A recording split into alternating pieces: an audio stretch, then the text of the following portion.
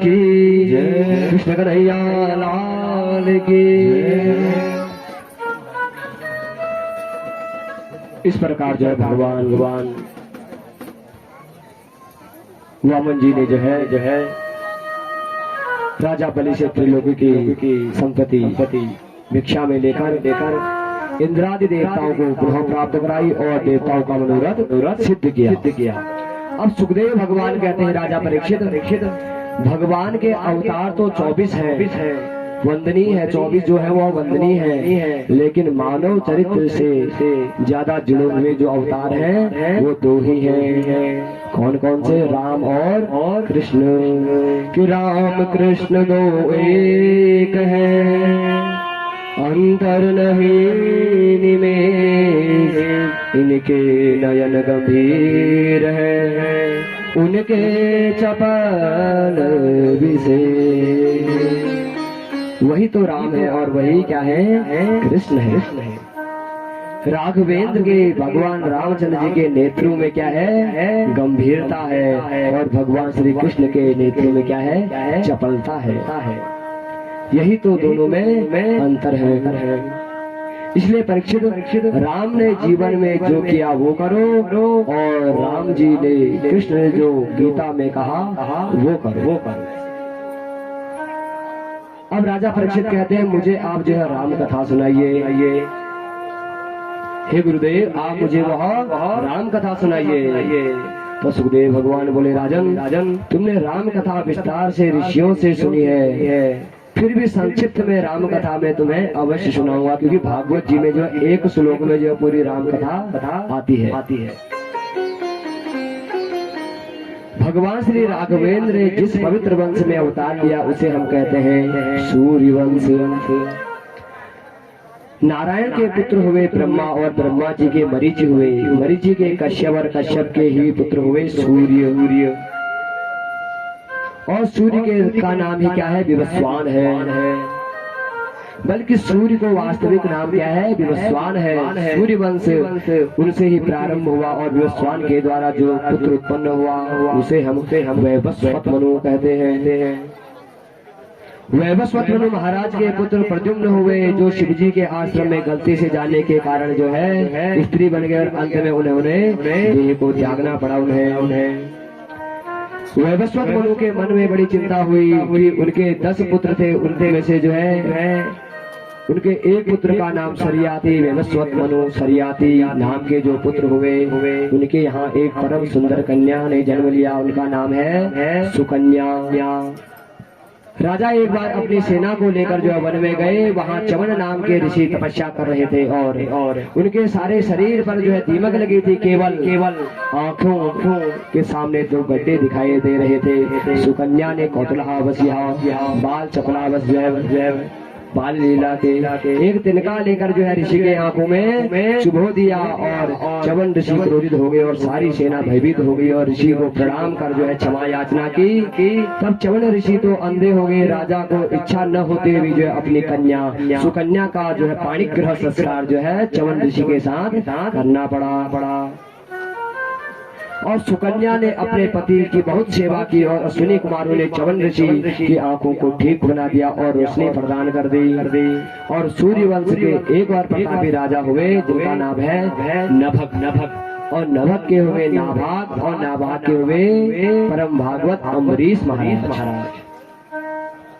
इतनी बड़ी पृथ्वी के सम्राट होकर भी अम्बरीश के मन में जो है जरा भी जो है अभिमान नहीं था। साल भर में आने वाले प्रत्येक एकादशी अम्बरीश जो है निर्जला रखते थे। हर जो है एकादशी को निर्जला व्रत करते थे, और कहते हैं कि मनुष्य मात्र को एकादशी व्रत करना चाहिए। एकादशी व्रत जो है हर कोई कर सकता है, और हर किसी को एकादशी व्रत धारण करना चाहिए। एकादशी व्रत करना का हमारा धर्म है महाराज, और धार्मिक रीति से जो है एकादशी का व्रत करना अनिवार्य है। और एकादशी तिथि का जो है पारायण कब होता है? द्वादशी तिथि में होता है। यदि हम जो है एकादशी का व्रत यदि नहीं भी कर पा रहे हैं बंधुओं, तो हमें कम से कम जो है एकादशी के दिन जो है तामसी भोजन नहीं करना चाहिए, जैसे प्याज है, लहसुन है, ये तो नहीं खाना चाहिए। और चावल का तो बिल्कुल भी जो है भोग नहीं लगाना चाहिए। जितने लंबे लंबे चावल खाओगे बाद में उतने बड़े बड़े लंबे लंबे क्या पढ़ेंगे महाराज, समझ जाओ खुद ही। आगे व्यासपीठ से नहीं बोलते हैं क्या पढ़ेंगे, समझ जाओ। जितने लंबे चावल खाओगे, इसलिए जो है एकादशी को जो है चावल नहीं बनाना चाहिए। और द्वादशी के दिन चावल अनिवार्य रूप में खाना चाहिए। द्वादशी को हर किसी को चावल खाना चाहिए और एकादशी को चावल नहीं खाना चाहिए। अब महाराज एक समय की बात है, एक दिन की बात है, राजा अम्बरीश ने जो है आज एकादशी का व्रत लिया था और द्वादशी तिथि में पारायण करने के लिए जैसे जा रहे थे तो उसी समय जो है दुर्वासा ऋषि तो क्रोध के ऋषि है महाराज, क्रोध उन्हें बहुत आता है। दुर्वासा ऋषि जैसा क्रोध जो है किसी ऋषि को नहीं आता। आज दुर्वासा ऋषि आए तो कहते हैं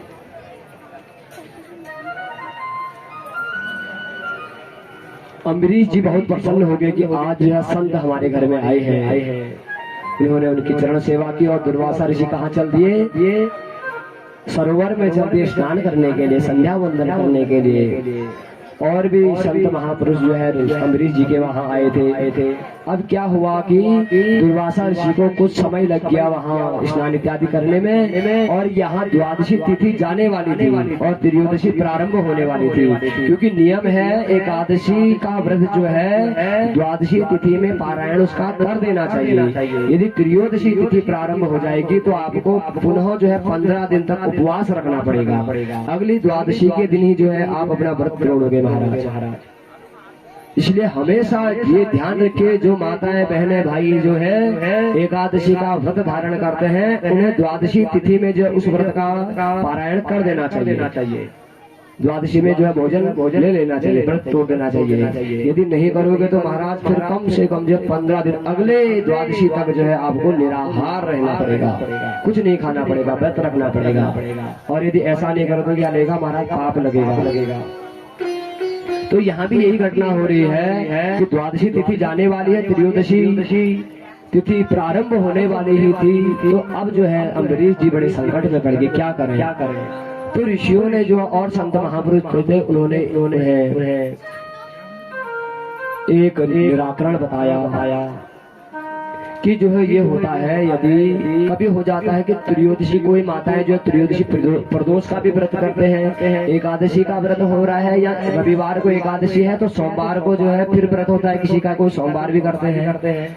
तो उस स्थिति में क्या करना चाहिए, तो भगवान का चरणामृत ले लेना चाहिए। चरणामृत लेने से व्रत टूटता भी है और नहीं भी टूटता है। एक चरणामृत ऐसा है पंचामृत, जो चरणामृत आप ले लेते हो तो उससे व्रत खुल भी जाता है और नहीं भी खुलता है, व्रत टूटता भी नहीं और टूट भी जाता है। तो ऋषियों ने कहा कि हे अम्बरीश जी आप चरणामृत ले लीजिए भगवान का, इससे क्या होगा आपका व्रत का पारायण हो जाएगा और ब्राह्मण भोजन कराने से पहले आप भोजन नहीं कर सकते हो। यदि जो है ब्राह्मण भोजन से आपने पहले भोजन कर लिया वो पाप है। इसलिए जो है आप त्रयोदशी तिथि लगने से पहले जो है चरणामृत ले लीजिए। और यदि ब्राह्मण दुर्वासा ऋषि के आने से पहले आपने भोजन ग्रहण कर लिया तब तो महाराज दुर्वासा ऋषि को क्रोध के ऋषि है महाराज, वो पता नहीं क्या कर देंगे।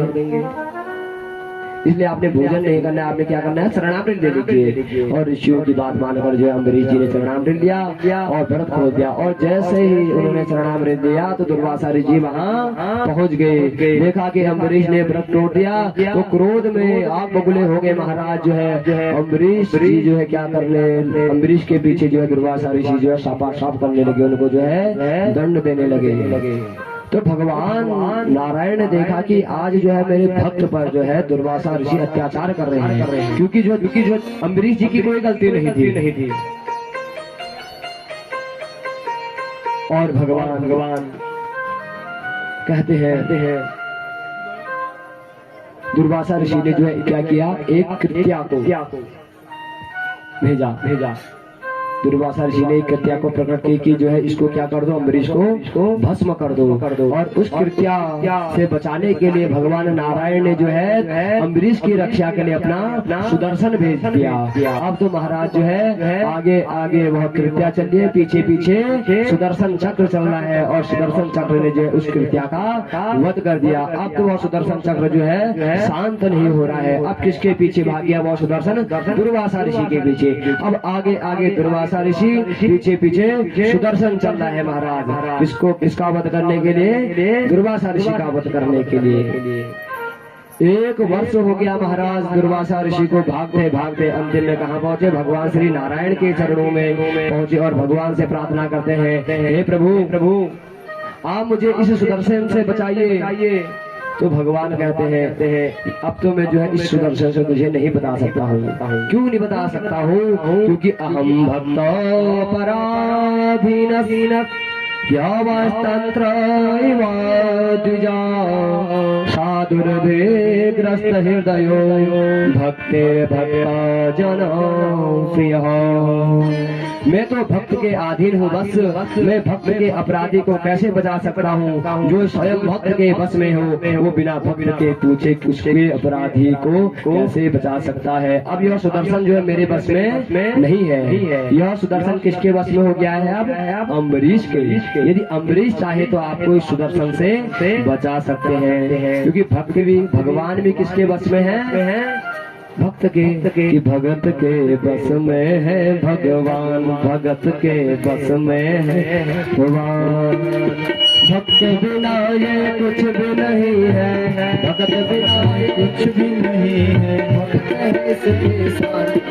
के बस में है भगवान, भगत के बस में है भगवान। भगत के बस में है भगवान, भगत के बस में है भगवान। भगत के बस में है भगवान, भगत के बस में है भगवान। तो भगवान भी किसके बस में है? भगत के बस में है। तो यही भगवान नारायण कह रहे हैं, दुर्वासा ऋषि यह सुदर्शन जो है मेरे बस में नहीं है। ये किसके बस में हो गया है? अब अम्बरीश जी के। यदि अम्बरीश जी चाहे तो जो आपको इससे बचा सकते हैं। तो अब अम्बरीश जी के शरण में कौन पड़ गए? दुर्वासा ऋषि पहुंच गए और कहने लगे हे महाभाग आप मुझे जो है क्षमा कर दें। मैंने आपसे मिथ्यावश आप पर क्रोध किया, अज्ञातवश आप पर क्रोध किया, उसने मुझे क्षमा कर दे। इस सुदर्शन से जो है मुझे बचा दीजिए। तो जो अम्बरीश जी कहते हैं इस सुदर्शन से मैं आपको कैसे बचा सकता हूँ? तो दुर्वासा ऋषि कहते हैं कि नारायण भगवान कहते हैं कि यह सुदर्शन जो है मेरे बस में नहीं है, ये तो मेरे भक्त जो है अम्बरीश के बस में हो गया है। यदि वही चाहेगा तभी जो है आपके प्राण बच सकते हैं। तो जो अम्बरीश जी प्रतिज्ञा लेते हैं, कहते हैं कि यदि मैंने कर्म से, निष्ठा से, वचनों से कभी भी जो है किसी ब्राह्मण का, संतों का अपमान नहीं किया है और हमेशा प्रभु की चरण सन्निधि की है, तो यह सुदर्शन जो है तत्काल शांत हो जाए। और जैसे यह वचन लिए तो वह सुदर्शन जो है शांत हो गया, भगवान नारायण के पास पहुंच गया। और इतना होते ही जो है दुर्वासा ऋषि जो है अम्बरीश जी के चरणों में पड़ गए और कहने लगे अहो अनंत दासानां महत्वं दृष्टपद्यमे कृतगसोऽपि यद् राजन् मंगलानि समीहसे। हे राजन आप जैसे प्रतापी राजा बड़े बड़े संतों से भी उत्कृष्टता में हो। आपके अंदर जो प्रभु के प्रति भक्ति है उसको मैं कोटि कोटि प्रणाम करता हूँ। इस प्रकार जो है भगवान नारायण ने जो है अपने भक्त अम्बरीश की रक्षा की और दुर्वासा का क्रोध शांत किया और उन्हें उनके द्वारा किए गए अपराध का दंड दिया। अब कहते हैं कि सूर्यवंश के प्रतापी राजाओं में परम श्रेष्ठ युवनासु राजा हुए और सूर्यवंश की यही विशेषता रही, बिना यज्ञ किए किसी को भी जो है पुत्र की प्राप्त नहीं हुई थी। और सूर्यवंश में सूर्य से लेकर जो है दशरथ जी तक अधिकांश राजाओं ने यज्ञ किया, तभी उनके यहाँ पुत्र की प्राप्ति हुई। और चंद्रवंश में महाराज बिना झगड़ा किए किसी का विवाह नहीं हुआ और चंद्रमा से लेकर द्वारिकाधीश द्वारिकानाथ भगवान श्री कृष्ण पर्यंत किसी राजा का जो है रानी से विवाह भी नहीं हुआ था महाराज। ऐसा बिगड़ लड़ाई झगड़े का किसी का विवाह भी नहीं हुआ था। अब महाराज युवनाश राजा ने यज्ञ किया, लेकिन जो यज्ञ का अभिमंत्रित जल था उस जल को गलती से राजा ने स्वयं पान कर लिया और पत्नी उस जल को पीती तो उन्हें पुत्र होता, लेकिन रात्रि में प्यास जोर से लगी तो पत्नी के कलश में जो जल था वह जो है युवनाश स्वयं पी गए। और वशिष्ठ जी ने ध्यान लगाकर देखा कि राजन सब गड़बड़ हो गया है। और राजा ने कहा क्या हुआ महाराज? तो वशिष्ठ जी बोले राजा अब तो आपके ही पुत्र होंगे, आपकी पत्नी के नहीं आपके पुत्र होंगे। राजा के मन में बड़ी भारी चिंता हुई और राजा ने पेट को चीरकर बालक को बाहर निकाला, लेकिन अब सबको चिंता हुई कि बालक दूध किसका पिएगा महाराज। तब स्वर्ग से इंद्र आए और उन्होंने अपनी तर्जनी अंगुली से जो है बच्ची के मुंह में डाला और उनको दूध पान किया। इंद्र ने जो अपनी तर्जनी अंगुली से जो है उस बच्चों को जो है बालकों को दूध पान कराया और उस बालक का नाम क्या पड़ा? मानधाता पड़ा। मानधाता के पुत्र हुए मुचुकुंद जो बहुत तपस्वी हुए, जिनको भगवान श्री कृष्ण ने मुक्ति दिलाई और इन्हीं मानधाता महाराज के वंश में आगे चलकर हुए त्रिवंदन और त्रिशंकु हुए। महाराज हरिश्चंद्र हुए जिन्होंने सत्य पालन से के लिए जो है अपने सर्वस्व का बलिदान कर दिया था। आप सबको जानते हैं कि राजा हरिश्चंद्र कितने बड़े सत्यवादी थे। और इस परम क्योंकि यदि राजा हरिश्चंद्र जी की भी कथा श्रवण कराने लग जाएंगे तो महाराज बहुत लंबी कथा है और कथाएं लंबी है, इसलिए जो है सूक्ष्म जो है आगे लेते चल रहे हैं। और इसी वंश में आगे चलकर परम विचित्र राजा हुए बाहुग, बड़ी रानी को यज्ञ द्वारा अभिमंत्रित चरु खिलाया, गर्भ में बालक आ गया, लेकिन अन्य रानियों ने ईर्षावश बड़ी रानी को जहर खिला दिया और गर्भ के बालक का विनाश हो गया। और गुरुदेव वशिष्ठ ने अपनी मंत्र शक्ति से गर्भ के बालक को मरने नहीं दिया, बल्कि बालक को जब जन्म हुआ तो जहर उसके सिर पर रखा हुआ था। गर के सहित उत्पन्न होने के कारण उसका नाम क्या पड़ा? सगर पड़ा। जो जहर था वो सर पर पड़ा था, गर के साथ जन्म लिया, इसलिए उसका नाम क्या पड़ा? सगर पड़ा। और सगर की दो पत्नियां थी, एक सुमिति और एक केसनी। केसनी के हुए असमंजस और सुमिति के एक मांस पिंड को जन्म दिया। जो केसनी थी सुमिति ने, केसनी ने जो है असमंजस को जन्म दिया और जो सुमिति थी उसने किसको जन्म दिया? एक मांसपिंड को जन्म दिया। क्रोध में आकर उसने उसके क्या कहते हैं 60,000 टुकड़े कर दिए, किंतु मंत्र शक्ति से वे सब 7,000 टुकड़े सब क्या बन गए? बालक बन गए। इसलिए जो राजा सगर के 60,000 पुत्र हुए। और सगर राजा ने अश्वमेध यज्ञ किया और यज्ञ का घोड़ा जो है इंद्र चुरा कर ले गया और इंद्र ने वो घोड़ा कपिलदेव भगवान के जो है आश्रम में बांध दिया और वहां से अंतर्ध्यान हो गए।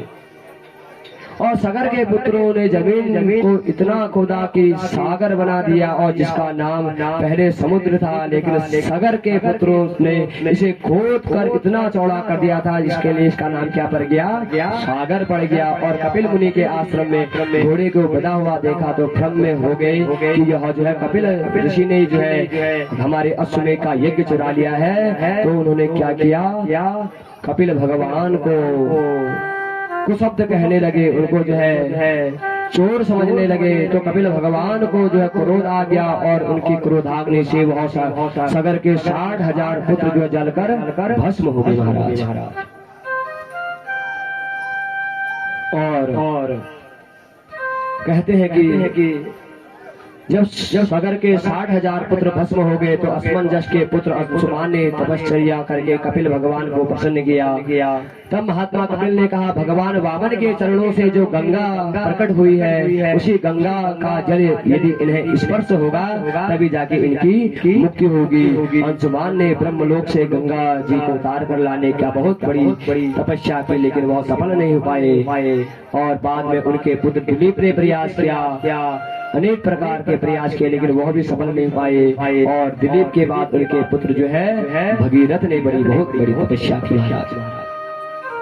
और भगीरथ की तपस्या से प्रसन्न होकर माँ गंगा 2-3 शर्तों मनवाकर जो है इस पृथ्वी पर आई। गंगा जी ब्रह्मा जी के कमंडलों से निकलकर पहले ध्रुव लोक में आई और फिर सप्तऋषि मंडल में आई और वहां से शिव जी की जटाओं में पधारी और फिर सुमेरु पर आई और फिर हिमालय पर आई। फिर हिमालय से निकलना आरंभ हुआ और भागीरथ के साथ गंगा पधारी और सगर के पुत्रों को भस्म कर जो स्पर्श किया और उन्हें सदगति प्राप्त की। बोल गंगे मैया की, बोल गंगे मैया की, बोल गंगे मैया की। तो आए हम उस माँ गंगा का जो है स्मरण करें, क्यों कहते गंगे गंगति योगुया योजना नाम सते रवि। खाली माँ गंगा का नाम बोलने से जो है योजन दूर भी यदि आप हो तो आपको गंगा स्नान करने का फल प्राप्त हो जाता है। तो आए हम भी जो है वह मानसी रूपी गंगा में जो स्नान करते हैं और अपना जो जीवन सार्थ करते हैं। हर हर गंगे जय माँ गंगे, हर हर गंगे जय माँ गंगे, पतित पावनी जय माँ गंगे, पतित पावनी जय माँ गंगे, ओ पतित पावनी जय माँ गंगे, पतित पावनी जय माँ गंगे, मोक्षदायनी जय माँ गंगे, मोक्षदायनी जय माँ गंगे, पाप विनाशिनी जय माँ गंगे, पाप विनाशिनी जय माँ गंगे, हर हर गंगे जय माँ गंगे, हर हर गंगे जय माँ गंगे, हर हर गंगे जय माँ गंगे, हर हर गंगे जय माँ गंगे, हर हर गंगे जय माँ गंगे, हर हर गंगे जय माँ गंगे, हर हर गंगे जय माँ गंगे मैया की जय हो। माँ गंगा जो है पृथ्वी पर आई और सगर के 60,000 पुत्रों को सतोवती प्राप्त कराई। और आज भी जो है जन जन का जो है वह माँ गंगा जो है पापों का प्रक्षालन कर जो उनको सतोगति प्राप्त कराती है। ऐसी माँ गंगा महापराक्रमी भगीरथ के वंश में जो है आगे खड़वांग राजा हुए दीर्घबाहु और उनके रघु की कीर्ति फैल गई और सूर्यवंश रघुवंश के नाम से जो है प्रसिद्ध हो गया। महाराज दशरथ जो है परम तपस्वी तेजस्वी पराक्रमी थे। वे अयोध्या में राज करते थे। 3 पत्नियां होने के पर भी जो है वो निसंतान थे महाराज। कौन? राजा दशरथ। वशिष्ठ जी के पास आए और वशिष्ठ जी ने कहा पुत्र कामेष्ट यज्ञ करो। राजन इस यज्ञ से तुम्हारे जो है 4 पुत्र होंगे। और राजा ने पुत्र कामेष्ट यज्ञ किया तो यज्ञ कुंड से क्षीर का चरु लेकर जो है स्वयं अग्निदेव प्रकट हो गए और राजा ने कहा इसे अपनी रानियों को खिला दीजिए। आपके वहाँ जो दिव्य जो है संतान प्राप्त होगी आपको। और गुरु वशिष्ठ की आज्ञा से बड़ी रानी कौशल्या को अर्धभाग सुमित्रा को और कैकेयी को बांट दिया। तीनों रानियां गर्भवती हो गई और पूरी अयोध्या कैसे सजने लगी, दुल्हन की तरह सजने लगी और सब लोगों के मन में जो है आनंद और उल्लास हुआ। नौमी तिथि मधुमास पुनीता, नौमी तिथि मधुमास पुनीता, शुक्ल पक्ष अभिजित हर प्रीता, शुक्ल पक्ष अभिजित हर प्रीता, नौमी तिथि मधुमास पुनीता, नौमी तिथि मधुमास पुनीता, शुक्ल पक्ष अभिजित हरि प्रीता, शुक्ल पक्ष अभिजित हरि प्रीता। अब तो महाराज चैत्र मास के शुक्ल पक्ष की नौमी तिथि अभिजित मुहूर्त और दिन के ठीक 12 बजे श्री राघवेंद्र प्रभु का प्राकट्य हो गया। बोलिए अवधेश कुमार राम लला की जय। सशंख चक्रम सकिरीट कुंडलम सपीत वस्त्रम क्षर से रुहे क्षणम सहारे वक्षस तदकास्तुभाश्रियं नमामि विष्णु शिरसा चतुर्भुजम्। अब महाराज ऐसी सुंदर झांकी आप दर्शन करें। मंद मंद सुंदर हास्य कर रहे हैं, मुस्कुरा रहे भगवान, शंख चक्र गदा पद्म धारण किए खड़े हैं। माता कौशल्या गदगद हो गई, लेकिन एक बात किसी को भी पता नहीं, दशरथ जी को भी पता नहीं, सैनिक मंत्री किसी को भी पता नहीं कि प्रभु राम का प्राकट्य हो गया।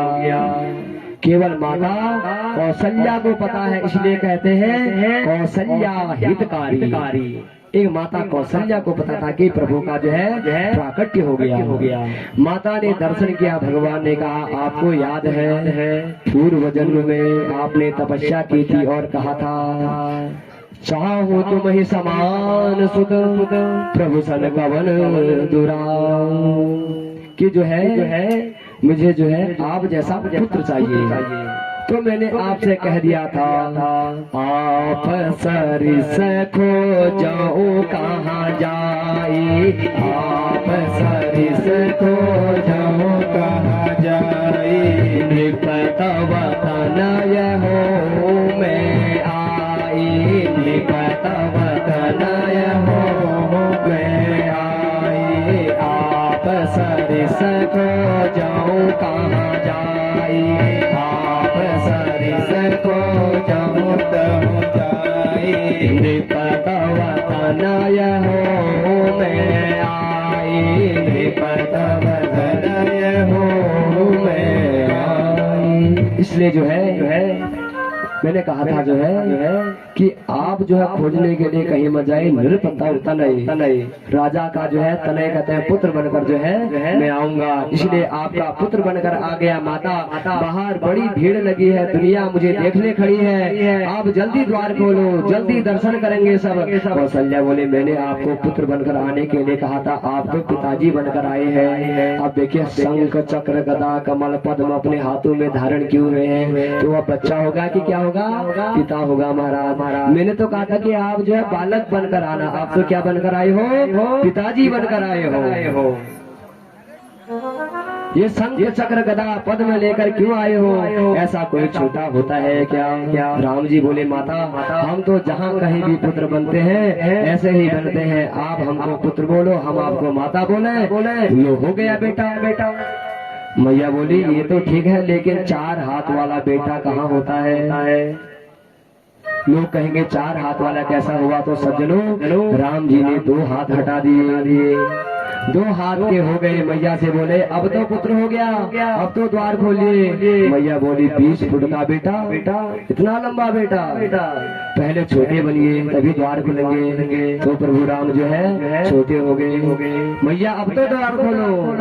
तो मैया कहती है वस्त्र तो उतारो। बच्चा तो जो है कैसा होता है? निर्वस्त्र जो है पैदा होता है। राम ने कहा बहुत परेशान करती हो आप, कभी कहती हो 2 हाथ हटाओ, कभी कहते हो जो छोटे हो जाओ, कभी कहते हो नंगे हो जाओ। लो हो गया नंगे। माता पुनि बोली सोमति डोली तजहु ताप यहरू की जैसी सुलीला अति प्रियशीला यह सुख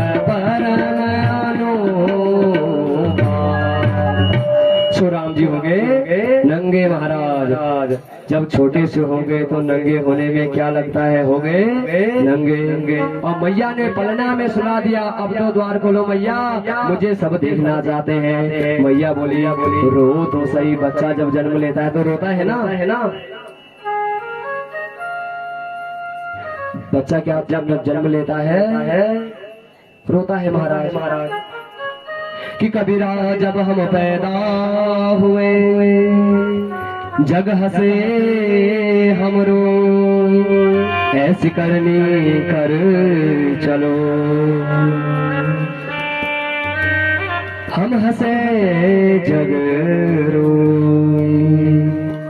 कर्म ऐसे करने हैं कि जब हमारी मृत्यु हुए हम तो हंस हंस के अपने प्राण का त्याग करें और जन्म जो है वही हमारे कितना अच्छा व्यक्ति था।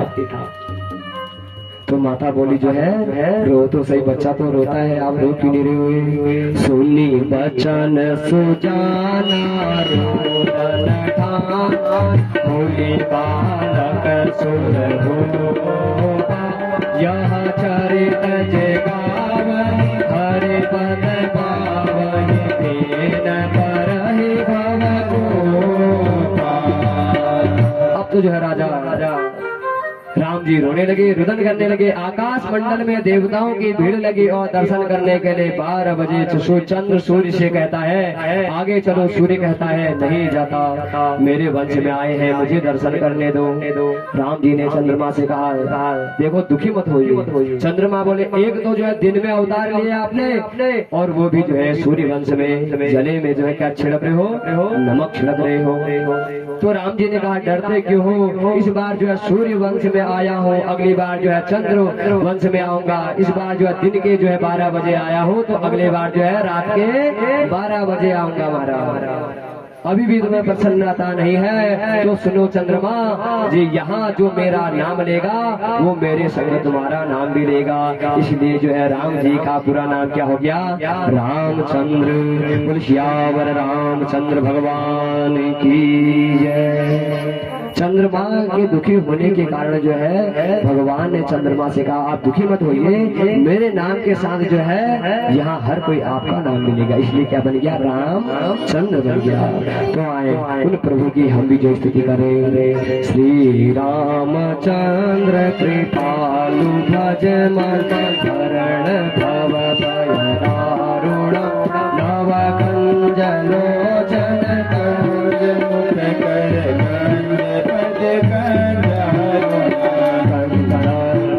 गणित अमित छवि नव नील नीरज सुंदर, पट पीत मानहु तड़ित रुचि सुचि, नौमि जनक सुरावर, भजु दीन बंधु दिनेश दानव दैत्य वंश निकंदनम, रघुनंदन आनंद कंद दशरथ नंदन, चिर मुकुट कुंडल तिलक चारु, उदारु अंग विभूषणम,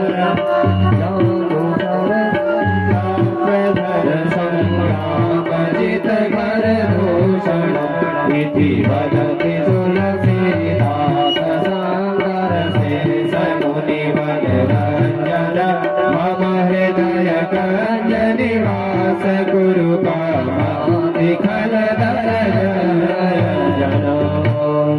तो देवताओं ने जो है रामचंद्र का नाम पहले से ही रख दिया। और महाराज दशरथ को सूचना मिली तो आपकी तीनों भार्याओं ने जो है पुत्रों को जन्म दिया है। तो महारानी कौशल्या के रघुवर पधारे हैं, कैकेयी महारानी से भरतलाल का जन्म हुआ है, और सुमित्रा से लक्ष्मण जी और शत्रुघ्न का जन्म हुआ है। दशरथ महाराज के आनंद की सीमा नहीं, और दशरथ जी महाराज भगवान का जात कर्म संस्कार कराने आए, और राम जी के जन्मोत्सव पर सभी अवधवासी जो है आनंद मना रहे हैं। और क्या गा रहे हैं, वो अवध में आनंद भयो जय हो राजा राम की, अवध में आनंद भयो जय हो राजा की जय, राजा राम की जय, बलराम की जय, राजा राम की जय, बलराम की। ओ अवध घर आनंद भयो जय हो राजा राम की, अवध घर आनंद भयो जय हो राजा राम की, कौशल्या के लाल भयो जय राजा राम की, कौशल्या लाल भयो जय हो राजा राम की, अवध घर आनंद भयो जय हो राजा राम की, अवध घर आनंद भयो जय हो राजा राम की, अवध घर आनंद भयो जय हो राजा राम की, अवध घर आनंद भयो जय हो राजा राम की, जय हो राजा राम की जय हो, बलराम की जय हो, राजा राम की जय हो, बलराम की, अवध घर आनंद भयो जय हो राजा राम की, अवध घर आनंद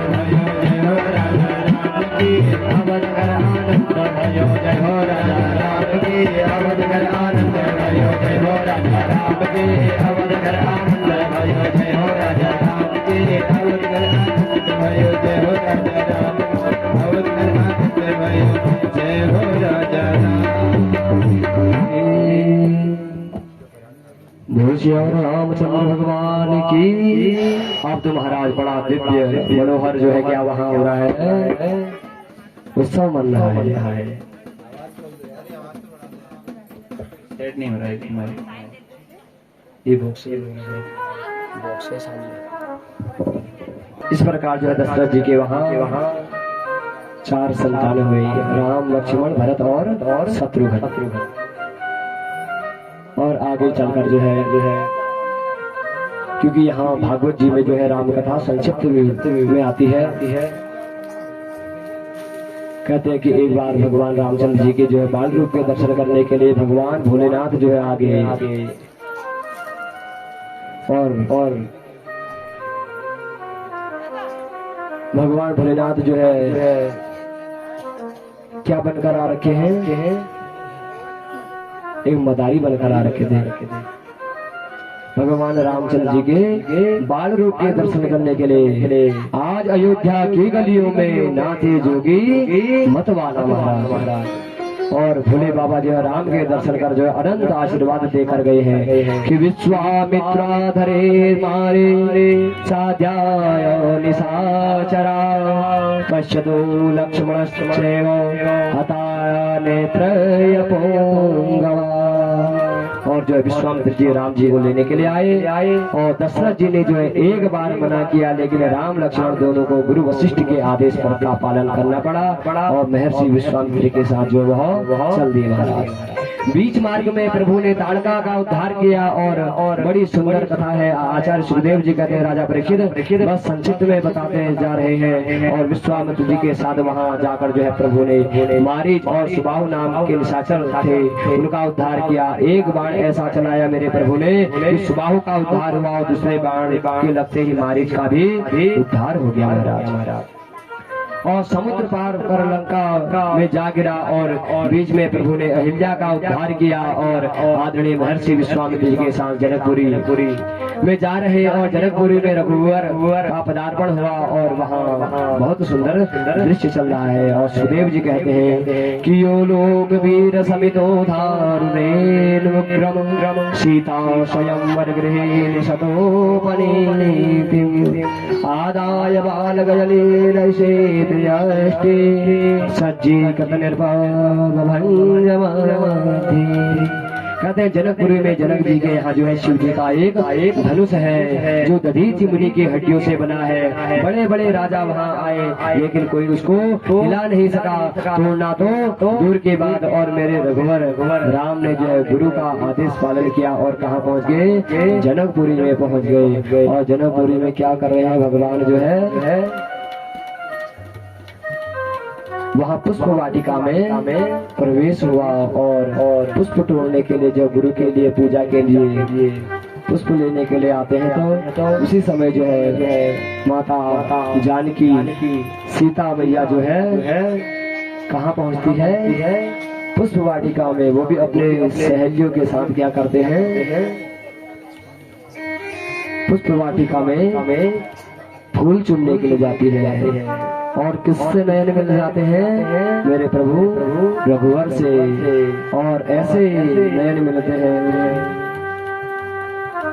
तो महाराज कैसे नयन मिलते हैं, इस भजन के माध्यम से हम जो है पूरी कथा श्रवण कर लेंगे। राम को देख कर के जनक नंदनी, राम को देख कर के जनक नंदनी, बाग में वो खड़ी की खड़ी रह गई, बाग में वो खड़ी की खड़ी रह गई। राम को देख कर के जनक नंदनी, राम को देख कर के जनक नंदनी, बाग में वो खड़ी की खड़ी रह गई, बाग में वो खड़ी की खड़ी रह गई। राम देखे सिया सिया राम को, राम देखे सिया सिया राम को, चारों अखियाँ लड़ी की लड़ी रह गई, चारों अखियाँ लड़ी की लड़ी रह गई। राम को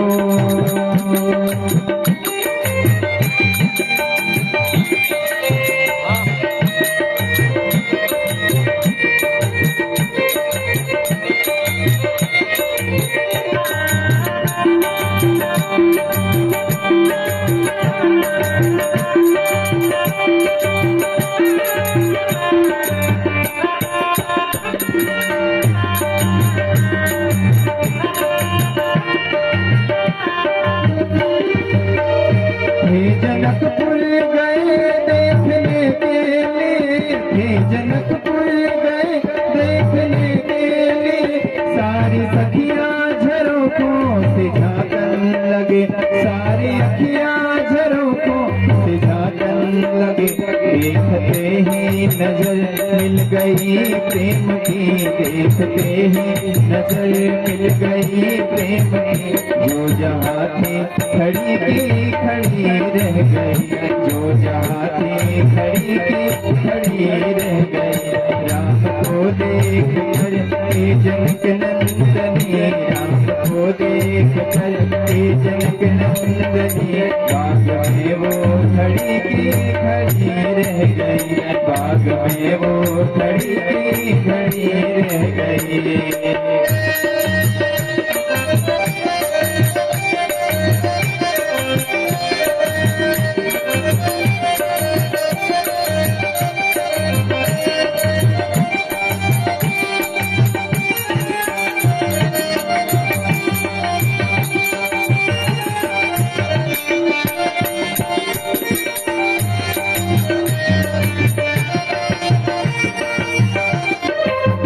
बोली एक सखी राम को देख कर, बोली एक सखी राम को देख कर।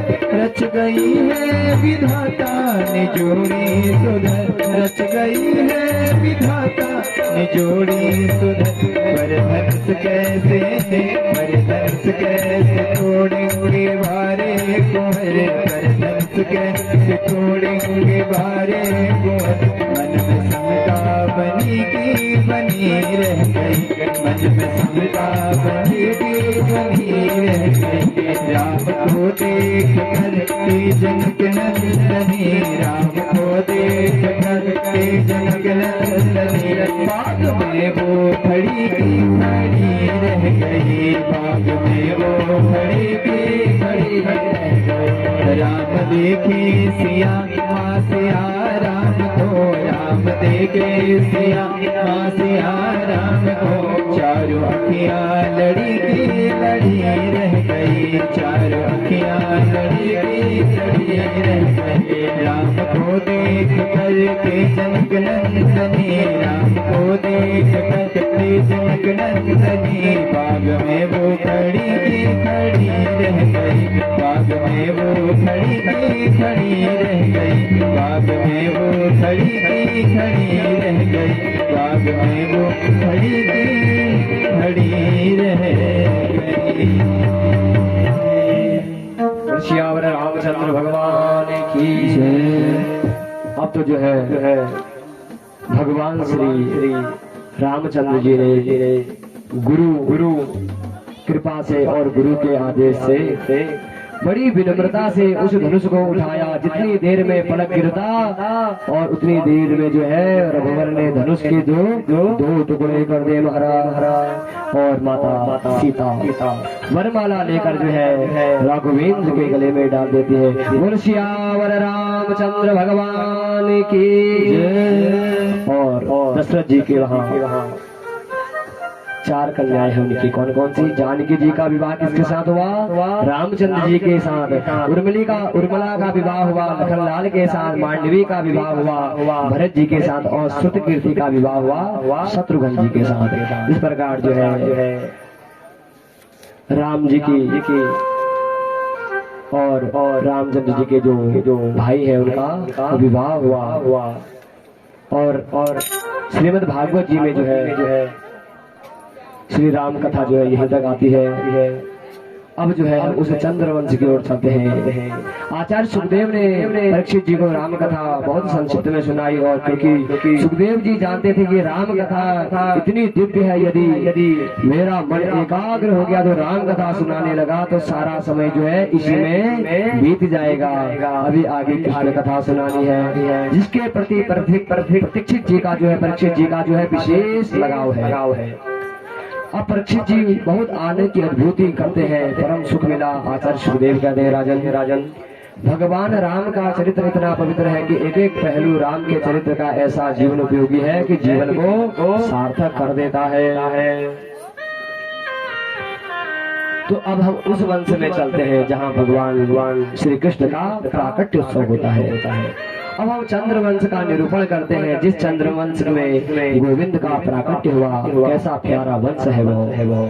श्री सुखदेव भगवान कहते हैं, हे राजन, हे राजा परीक्षित, नारायण के पुत्र हुए ब्रह्मा और ब्रह्मा के पुत्र हुए अत्रि और अत्रि के पुत्र हुए श्रीमान चंद्रमा और चंद्रमा के पुत्र हुए बुध और बुध के पुत्र हुए पूर्वा और इन्हीं पूर्वा के वंश के में 6 पुत्र हुए आयु, सुतायु, सत्यायु, रई, विजय और जय।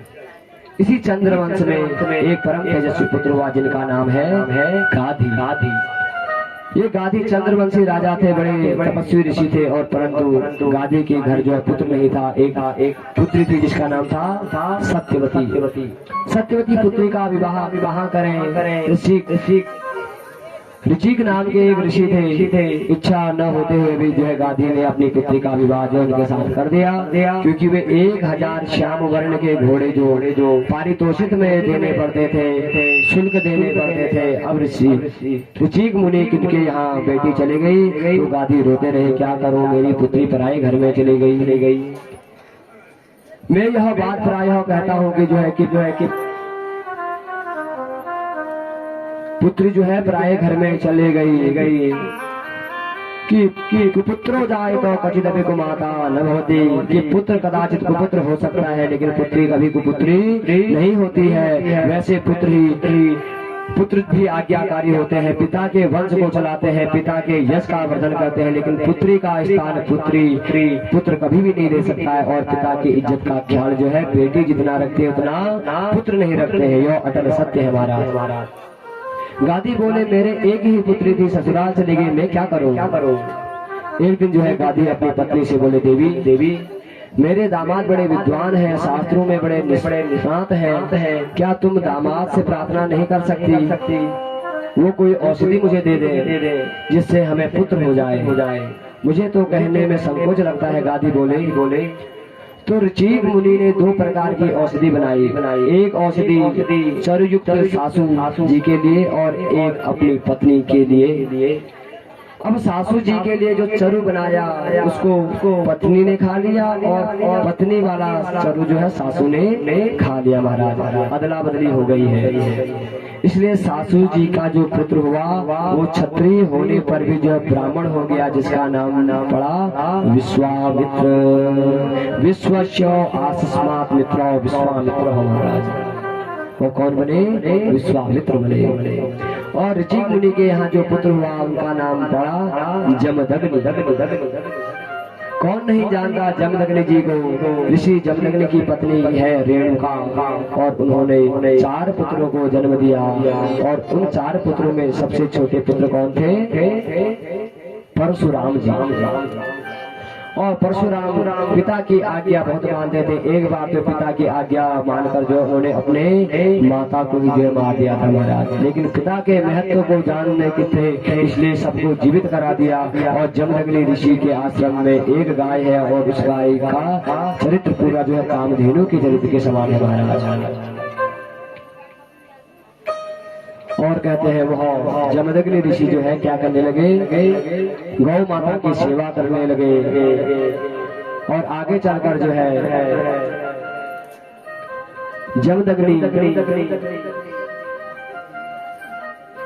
ने भगवान की परम आराधना की। लेकिन उधर गाधी मुनि के पुत्र को जो विश्वामित्र है उनके 100 पुत्र हुए। इसी वंश में आगे चलकर एक राजा हुए जिनका नाम है नहुस महाराज के 6 पुत्र हुए, यति, ययाति, सयाति, आयाति, वियति और कीर्ति। और इनमें ययाति नाम के जो दूसरे नाम के पुत्र थे उन्हीं ययाति का विवाह देवयानी से हुआ जो शुक्राचार्य की पुत्री थी। उन्हीं देवयानी के गर्भ से एक बालक का जन्म हुआ जिनका नाम हुआ यदु। और यहीं से जो है यदुवंश प्रारंभ हुआ। और इसी यदुवंश में जो भगवान गोविंद का प्राकट्य हुआ। इसी वंश में आगे चलकर जो है गोविंद का प्राकट्य होता है। कहते हैं कि राजा ययाति ने एकांत सेवन किया और समाधिस्थ हो गए। धीरे धीरे मन में श्री कृष्ण के चरणों को में लगाया और कंठ गदगद हो गया, शरीर पुलकित हो गया, समाधि में लीन हो गए। उन्हें ऐसा लगा कि जैसे जो है गोविंद मेरे पास बैठा है और परमात्मा के धाम को मैं प्राप्त कर रहा हूँ। श्री सुखदेव भगवान कहते हैं, राजन राजन राजन ययाति के जो सबसे छोटे पुत्र हुए पुरु, इनका वंश बड़ा अद्भुत है। इन्हीं पुरु महाराज के वंश में आगे चलकर दुष्यंत हुए। करुणा के सागर दुष्यंत इनकी पत्नी शकुंतला ने परम पवित्र बालक को जन्म दिया, जिनका नाम हुआ भरत। इन्हीं भरत महाराज के वंश में आगे चलकर रतिदेव का प्रादुर्भाव हुआ महाराज। और रतिदेव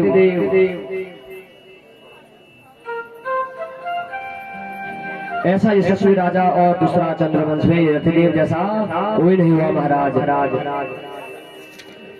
रतिदेव का वंश जो आगे चला है। सुखदेव भगवान कहते राजा परीक्षित, ऐसी परिस्थिति बनी कि महाराज वो भी जो है रतिदेव भी जो है गोविंद के चरण कमलों का जो है ध्यान करने लगे और हर समय जो है भगवान का ही स्मरण करते थे। न कामेयम गतिवा शिष्य परमामृष्टि पुनर्भुवः। रतिदेव कहते हैं, गोविंद मुझे स्वर्ग नहीं चाहिए, मेरे मन में वैकुंठ जाने की आकांक्षा नहीं, मेरे मन में सारी सृष्टि की का राजा होने की आकांक्षा नहीं है, मैं मुक्ति भी नहीं चाहता, मैं तो केवल जो है एक बार आपके दर्शन करना चाहता हूँ और मुझे संसार में कुछ नहीं चाहिए। वो समस्त संसार के लोगों को प्राप्त है और मेरी कोई कामना नहीं है और मेरी कोई कामना कोई आकांक्षा भी नहीं है, क्योंकि संसार में सब दुखी है, कोई किसी न किसी प्रकार से दुखी है। सुखी कौन है? जो भगवान के भक्त है वही संसार में सुखी है, अन्यथा संसार में सुखी कोई नहीं। कि कोई तन दुखी, कोई मन दुखी, कोई धन भी न रहत उदास, थोड़ी थोड़ी सब दुखी, सुखी राम के दास। राम के दास कभी न हो उदास। कहते हैं संसार में कोई न कोई किसी न किसी प्रकार से दुखी है महाराज। कोई तन दुखी, मन तो कहता है कि भगवान की कथा श्रवण करें, लेकिन जो तन साथ नहीं देता, पिता कथा में बैठ नहीं पाते, तन से शरीर से दुखी है। कोई मन दुखी महाराज, कोई मन से दुखी है, तन भी ठीक है महाराज लेकिन मन नहीं है। भगवान की कथा में मन नहीं लगता, वो भी संसार में दुखी है। कोई धन भी न रहता उदास, और तन भी ठीक है महाराज, मन भी ठीक है, लेकिन क्या नहीं है घर में? धन नहीं है। और धन नहीं होगा तुम्हारा यज्ञ कैसे कर पाओगे? धन भी जरूरी है ना। कलयुग में एक कहावत है ना कि पैसा है तो वैसा है, नहीं तो भैंसा है महाराज। इसलिए जो है पैसा है तभी जो है आपकी पूजा हो रही है। यदि जो है पैसा आपके घर में नहीं होगा तो जो है आपको पूछने वाला कोई नहीं है। पैसा है तो वैसा है, नहीं तो भैंसा है महाराज। जिसके बाद ज्यादा संपत्ति है उसी के वहाँ जो लोग ज्यादा मित्रता भी करते हैं, गरीब को कोई नहीं पूछता महाराज। तो कोई धन भी न रहता उदास, थोड़ी थोड़ी सब दुखी, सुखी राम के दास। कोई न कोई संसार में किसी न किसी प्रकार से दुखी है। सुखी है तो कौन है? जो भगवान के भक्त है, जो भगवान राम के दास है, जिनके पास राम नाम का धन है, कृष्ण नाम का धन है, माँ नाम का धन है, वही संसार में जो है सुखी है, अन्यथा संसार में जो है कोई भी सुखी नहीं है। हे भगवान, मैं इन जीवों को जल समर्पण कर रहा हूँ, भोजन दे रहा हूँ, यह मेरी सर्वोत्तम पूजा है और मैं किसी पूजा को नहीं जानता। बड़ी सुंदर बात जो है रतिदेव यहाँ पर कहते हैं कि भगवान इतना दीजिए जामे कुटुंब समाय, मैं भी भूखा ना रहूं, साधु न भूखा जा। हे प्रभु ज्यादा नहीं चाहिए, बस इतना दीजिए जिससे मेरे परिवार का, मेरे कुटुंब का पालन पोषण हो सके। यदि मेरे घर में कोई याचक आ रखा है तो मैं उसको कुछ दे सकूं, कोई भी मेरे घर से जो खाली हाथ न जाए। और ज्यादा धन संपदा ऐश्वर्य मुझे नहीं चाहिए। यदि ज्यादा धन आ जाएगा तो अभिमान आ जाएगा, अभिमान आएगा तो घमंड बढ़ेगा, घमंड बढ़ेगा तो पाप करोगे, पाप करोगे तो नरक में जाओगे महाराज। इसलिए धन ही जो है पाप का कारण है। धन उतना ही होना चाहिए जिससे हमारा परिवार का पालन पोषण अच्छे से हो सके। हे परमात्मा, बस और कुछ नहीं चाहिए। परमात्मा प्रसन्न हो गए और आकाश की ओर रतिदेव प्रार्थना कर ही रहे थे कि घटाएं आ गई और बिजली चमकने लगी। 1 मिनट में पूरा संसार जलमग्न हो गया और जल की अद्भुत वृष्टि हो गई। और क्योंकि वे चांडाल वे कहते हैं वे चांडाल, वे कुत्ता, वे पंडित, और वो कोई नहीं, साक्षात भगवान ही तो थे, साक्षात ब्रह्मदेव थे। परीक्षा ले रहे थे रतिदेव की। इन्हीं रतिदेव के वंश में आगे चलकर कुरुवंश हुआ और ये कौरव और पांडवों के वंश को वंश कहलाया महाराज। इसी में एक शाखा हुई पांचाल वंश की, मगध वंश की। श्री ययाति महाराज के सबसे बड़े पुत्र थे जिनका नाम है यदु। और महाराज इन्हीं यदुवंश में कई पीढ़ियों के बाद जो है राजा देवमीड हुए। और देवमीड की 2 रानियां हैं, एक अर्जन्य और एक पर्जन्य। दूसरी पत्नी का पुत्र हुआ पर्जन्य की सूरसेन, और अर्जन्य पर्जन्य के 9 पुत्र हुए जिनमें हम नवमंद कहते हैं, नंद बाबा जो गोकुल में रहते हैं। और दूसरी पत्नी का बेटा है सूरसेन। सूरसेन के पुत्र वासुदेव हुए, आदि हुए। सुखदेव जी कहते हैं राजन वसुदेव जी की 7 पत्नियां हैं। कौन कौन सी? गौरवी, रोहिणी, भद्रा, मदिरा, रोचना, इला, देवकी, प्रमुखा, आसन, प्रत्यकान, गदुंदुके। गौरवी, रोहिणी, भद्रा, मदिरा, रोचना, इला और देवकी। ये 7 पत्नियां हैं। सबसे छोटी देवकी है। दूसरे नंबर की पत्नी जो रोहिणी है, उनके पुत्र जल्दी नहीं हुए। और देवकी जी के जो है 6 पुत्र हो गए। तब रोहिणी का पहला पुत्र हुआ बलराम। वैसे बलराम जी का कोई भाई नहीं है। बल, गद, सारण, दुर्मद, विमुद, ध्रुव आदि ये रोहिणी के पुत्र है। सबसे छोटी महारानी देवकी के 8 पुत्र हुए राजन। 8 में सबसे बड़े का नाम है कीर्तिमान। और कीर्तिमान से लेकर 6 पुत्रों को दुष्ट कंस ने मार दिया। और 7वां पुत्र जो देवकी का हुआ उन्हें हम बलराम कहते हैं। और 8वीं संतान के रूप में मेरे गोविंद का प्राकट्य हुआ। कन्हैया का अवतार हुआ। मथुरा में जन्म लिया, गोकुल में पलना झूले, वृंदावन में जाकर लीला की, और मथुरा आदि में आकर कंस आदि दुष्टों का संहार किया। जरासंध के भय से द्वारिका चले गए। और द्वारिका में मेरे प्रभु ने बहुत से विवाह किए और कौरव पांडवों का युद्ध कराया। और उद्धव जी को उपदेश करके श्री कृष्ण जो अपने धाम को चले गए। एक श्लोक में आचार्य सुखदेव जी ने पूरी कृष्ण कथा जो है कह दी। सारी सभा जो है स्तब्ध रहेगी। हजारों संत बैठे हैं श्रोता बनकर। सब सुखदेव जी के चुप होते जो स्तब्ध रह गए। लो हो गई महाराज कृष्ण कथा। जन्म भी हो गया, बाल लीला भी हो गई, और वो अपने धाम को चले भी गए। अब राजा परीक्षित सुखदेव जी के चेहरे की ओर देख रहे हैं और सुखदेव जी के मुखार बिंद में देख रहे हैं। बोले गुरुवर हो गई क्या कृष्ण कथा? तो सुखदेव भगवान कहते हैं हाँ अभी तो सुना दी कृष्ण कथा। राजा बोले पूरी हो गई कृष्ण कथा? सुखदेव जी बोले हाँ हो तो गई, अब क्या बचा? पृथिव्यास वे गुरुवरं च कुरणानमन्तः समुत्थकलिना युद्धभूपचम्बः दृष्ट्वा विदूय विजसे जयमुद्घोष्य प्रचुर्ग्राम परम समगात सुधाम्ना।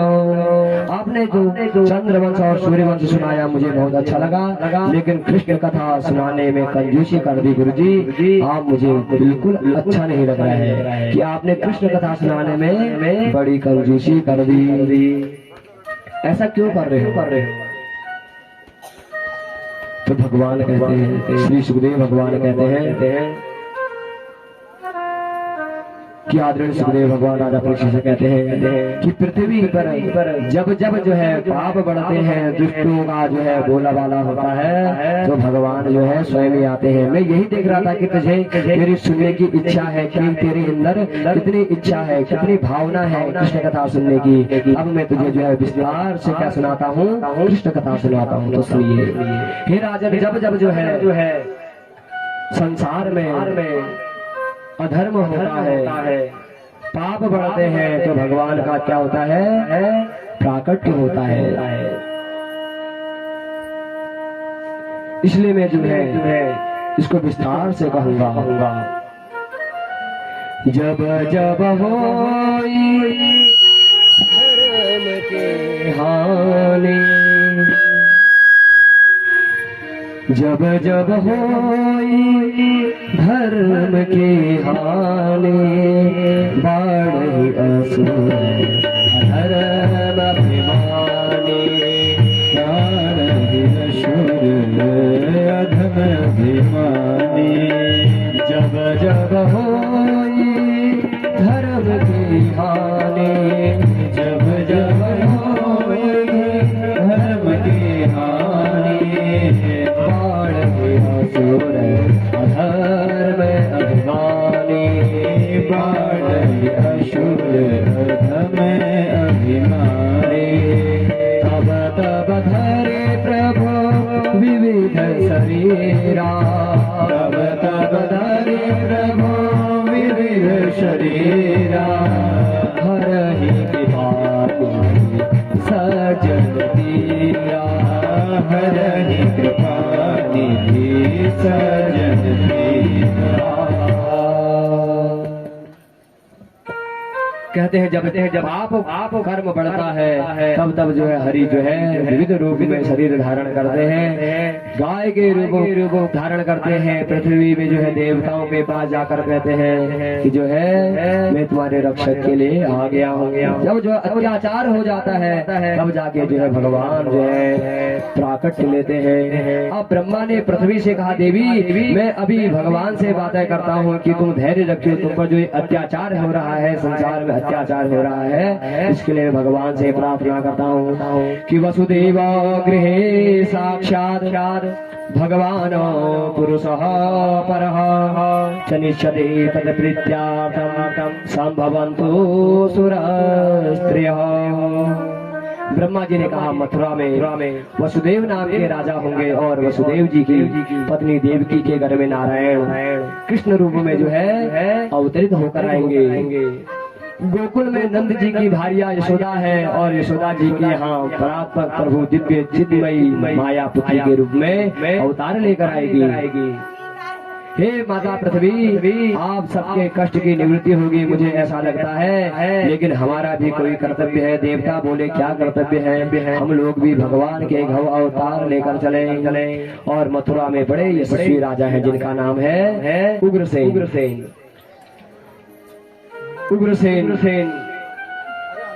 उग्रसेन के कोई पुत्र नहीं था। बड़ी भारी तपस्या की और पुत्र का अमेठी यज्ञ किया। तब उग्रसेन की पत्नी जो है गर्भवती हो गई। एक बार जो अपनी सहेलियों के साथ वो वन में गई तो हार कर रही थी। महाराज उग्रसेन की पत्नी को एक दुर्मिल नाम का राक्षस ने देखा और दुर्मिल नाम राक्षस की छाया उस पर पड़ी। उससे उस बालक का जन्म लिया और उसी का नाम हो गया कंस महाराज। उग्रसेन का जो पुत्र हुआ वो हो गया कौन? कंस। लेकिन ब्राह्मणों ने कहा राजन ये बालक आपके वंश को नष्ट करने वाला होगा, वंश को बर्बाद करने वाला हो गया। इसलिए जो है उग्रसेन जी ने उसे लता पताओं में लपेटकर जो है यमुना जी में बहा दिया। परंतु वसुदेव के पिता सूरसेन यमुना में भजन कर रहे थे। सूरसेन जी ने उस बच्चे को गोद में लिया और घर ले आए। अपनी पत्नी से बोले अब तो केवल जो है वसुदेव हमारा बेटा था, विधाता ने दूसरा बेटा भी जो है हमें दे दिया महाराज।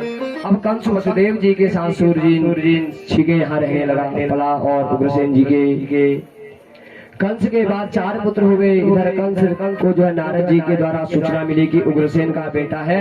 रात्रि में उठकर चला गया और कैलाश पर्वत में तपस्या करने लगा। भगवान शिव को प्रसन्न कर लिया और वरदान प्राप्त किया। तब शंकर जी ने जो है भगवान भोलेनाथ ने जो उसको क्या दे दिया? धनुष दे दिया और कहा नारायण के अलावा इसे कोई तोड़ नहीं सकता और जो धनुष को तोड़ेगा वो तुझे छोड़ नहीं सकता। ये धनुष ऐसा है नारायण के सिवाय से कोई तोड़ नहीं सकता और जिसने इसको तोड़ दिया वो तुझको छोड़ नहीं सकता।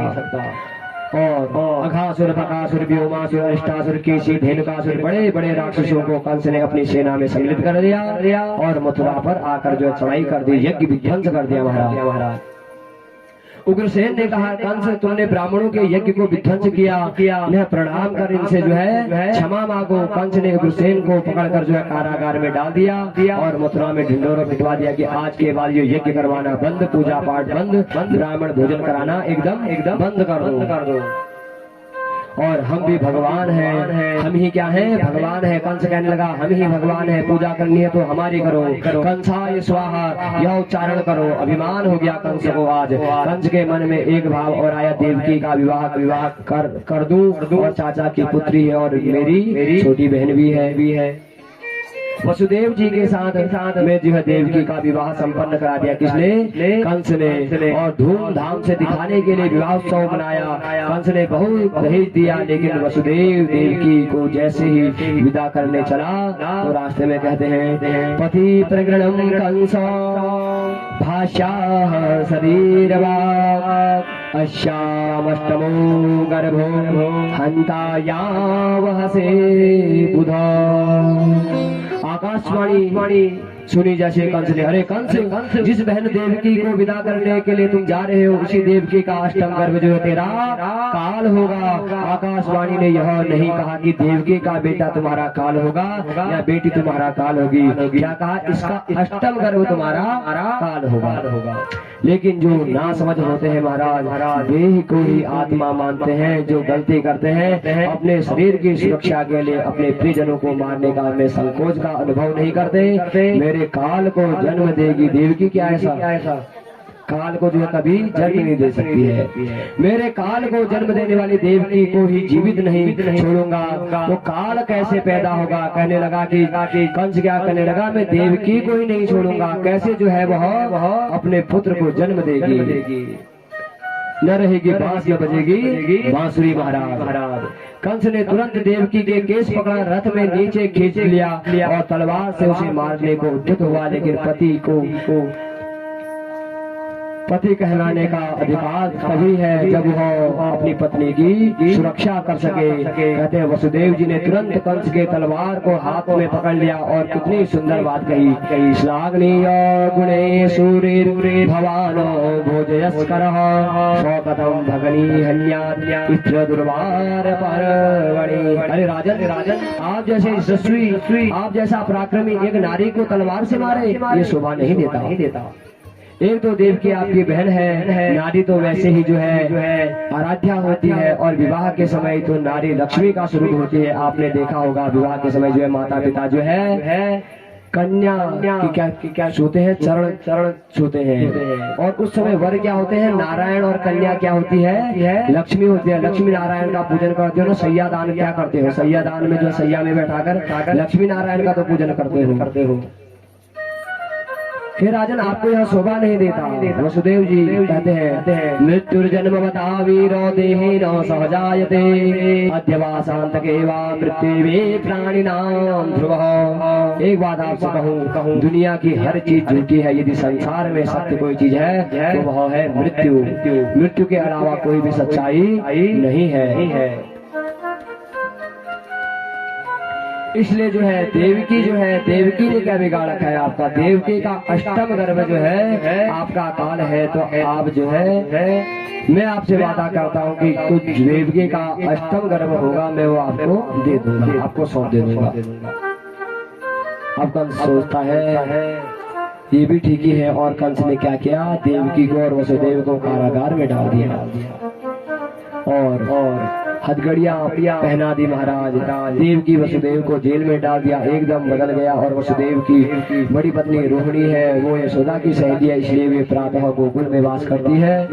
और वसुदेव जी की अन्य पत्नियां अपने ससुर जी के यहाँ महल में सुरक्षित है। कहते हैं वसुदेव जी की प्रथम पुत्र हुआ कीर्तिमान नाम का। कंस ने एक बार उसे छोड़ दिया, फिर जो है उसको मार दिया महाराज। देवकी का दूसरा पुत्र हुआ, इसे भी कंस ने मार दिया। इस प्रकार जो है 6 पुत्रों को जो है कंस ने मार दिया महाराज।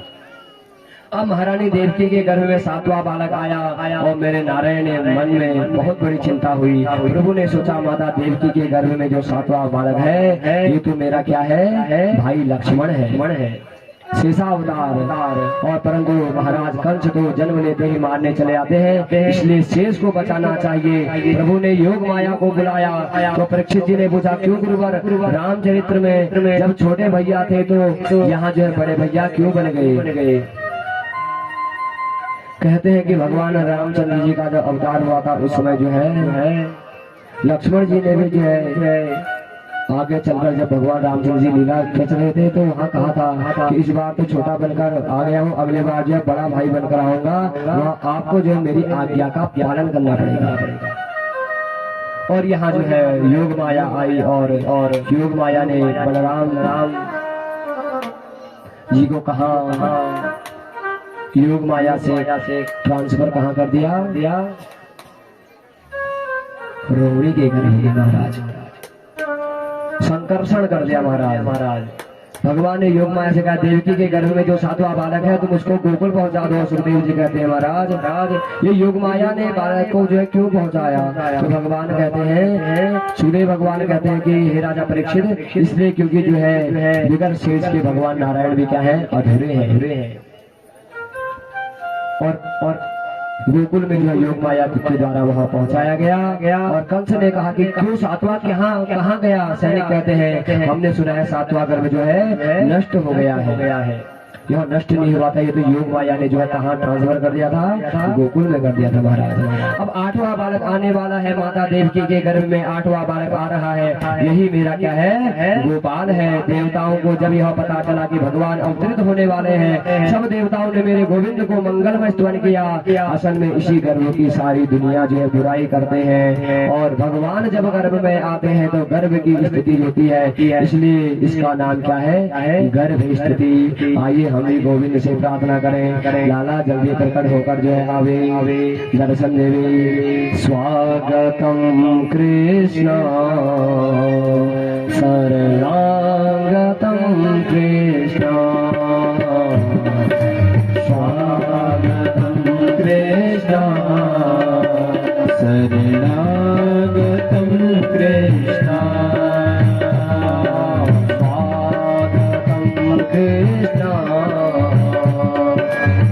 स्वागतम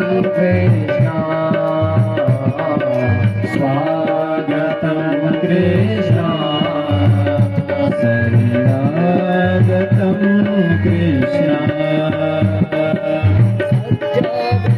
स्वागतं शरणागतं, स्वागतं शरणागतं, स्वागतं शरणागतं, स्वागतं शरणागतं, स्वागतं कृष्ण शरणागतं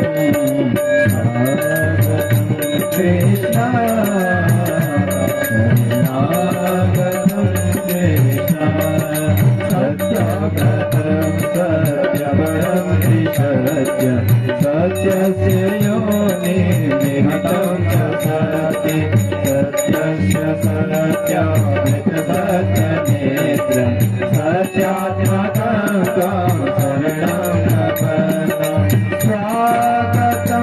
शरणं प्रपन्नं। स्वागतं शरणागतं, स्वागतं शरणागतं, स्वागतं शरणागतं, स्वागतं शरणागतं, स्वागतं कृष्ण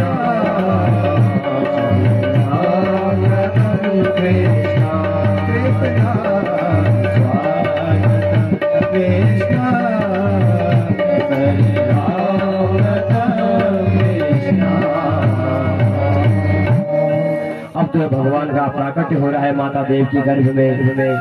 कुछ लोग जो है कहते हैं कि भगवान गर्भ में आते हैं क्या तो भगवान जो है गर्भ में जन्म नहीं लेते। क्या होता है उनका प्राकट्य होता है, प्रकट होते हैं महाराज। और यहाँ आज मामा कंस को बड़ी चिंता सता रही है महाराज कि आज बहुत दिन आ गया कि आकाशवाणी ने कहा था कि 8वां मेरा काल होगा, और सुनिए यदि वो जन्म लेते ही भागने लगे तो मैं उसे कैसे पहचान सकूंगा। आप तो त्रिकालदर्शी हो। किससे कहने लगे? नारद जी से। नारद जी पहुंच गए थे अब नारद लीला करने के लिए वहां पर महाराज हे नारद जी आप बता दीजिए कि जो है मैं उसको कैसे पहचानूंगा। नारद जी बोले बताऊं वो कैसा होगा? वो काला काला होगा, मुरली वाला होगा, देखने में छोटा होगा, पेट में दाढ़ी वाला होगा।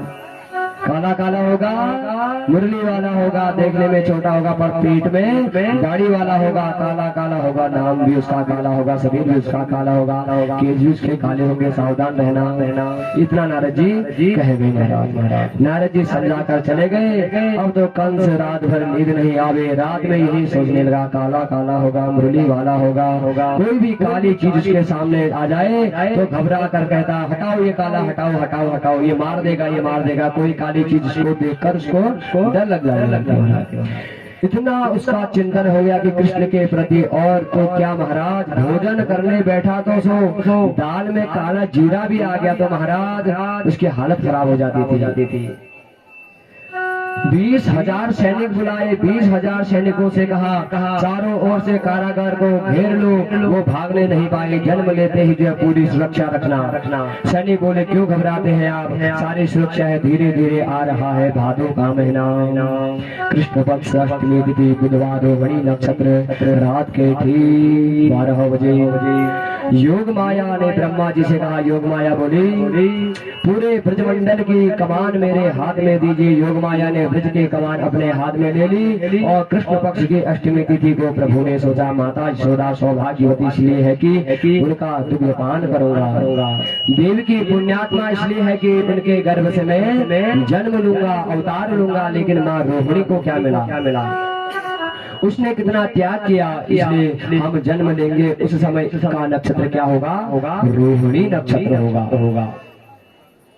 अष्टमी तिथि की रात्रि को ठीक 12 बजे माता देवकी का कारागृह आज मंदिर जैसा बन गया महाराज। कारागृह में जो है प्रकाश हो रहा है, पूरे ब्रजमंडल में सन्नाटा छा रहा था। सब लोग गहरी नींद में सो रहे थे और मेरे गोपाल का क्या हो गया, प्राकट्य हो गया।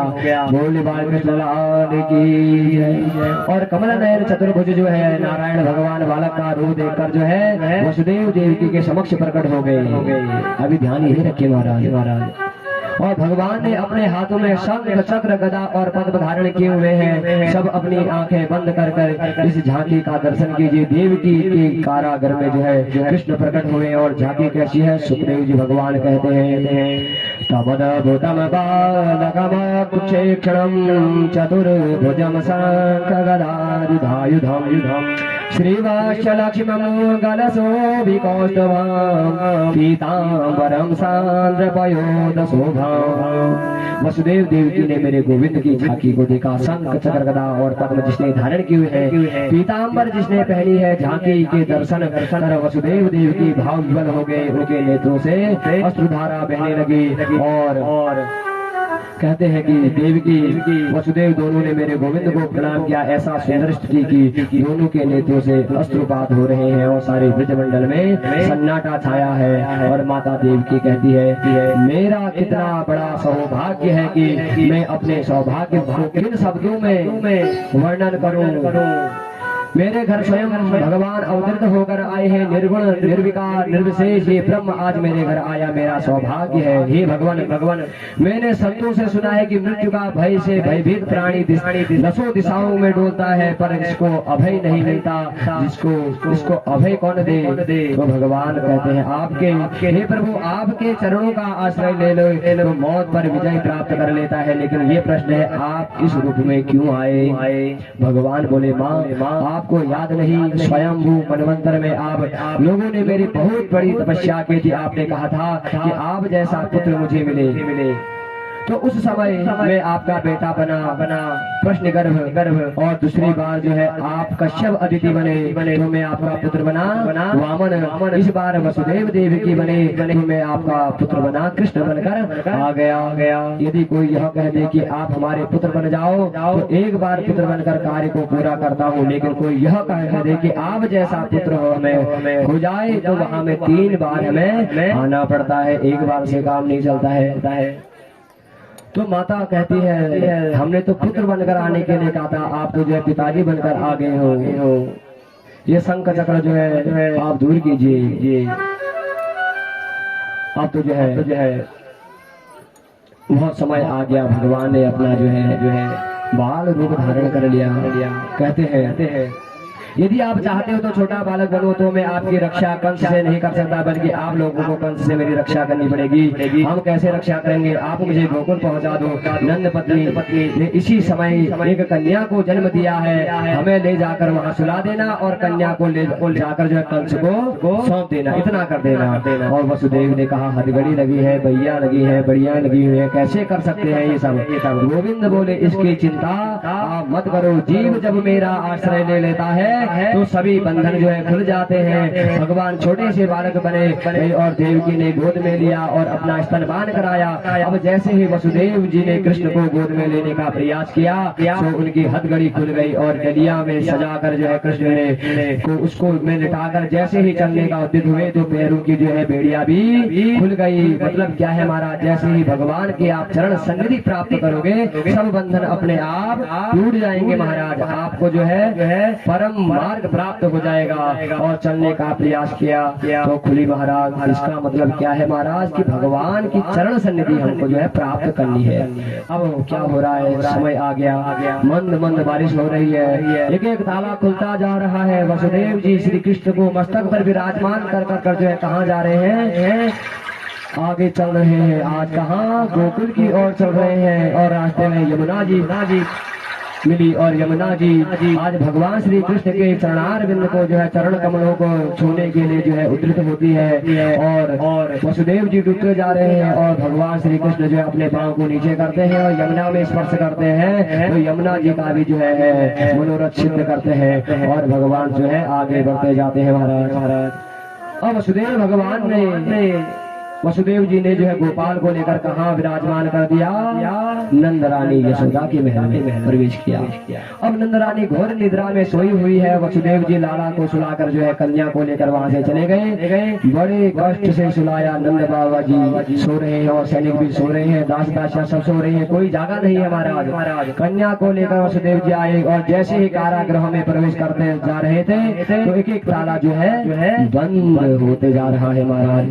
अंदर जाते हथगड़ियां लग गई, बेड़ियां लग गई। मतलब क्या है महाराज? तो भगवान कहते हैं, सुखदेव भगवान कहते हैं जीव जब परमात्मा का आश्रय लेता है तो उसके बंधन खुल जाते हैं और जीव जब माया का आश्रय लेता है तो उसके वो बंधन में बच जाता है। कन्या क्या है? माया है। प्रभु क्या है? मोक्ष के दाता है।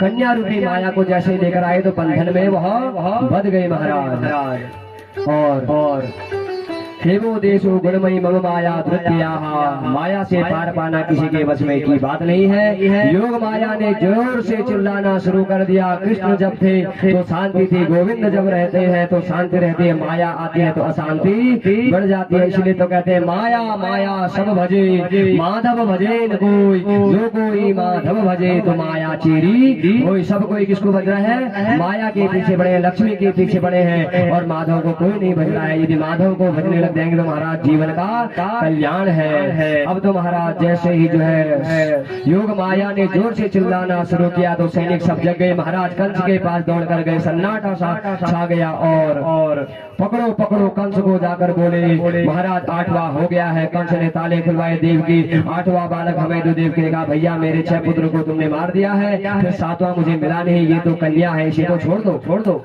कंस ने कहा बेटी है, ये तो बेटा होना चाहिए था, बेटी कैसे हो गई? मैं इतना बड़ा पापी थोड़ा हूँ कि इस कन्या को मारूंगा? नहीं, मैं इसे नहीं मार सकता।